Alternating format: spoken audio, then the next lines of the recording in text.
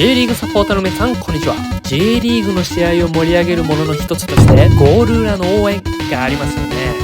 そんなゴール裏で応援をするのが好きな方も多いはず。そんな皆さんはよくゴール裏が家にあったらなーなんて思うことよくありますよね。だったら家に作ってしまおうということで、当チャンネルが応援する柏レイソルのゴール裏を再現することに。詳しい作り方はこの動画で触れているので、よかったらチェックしてみてください。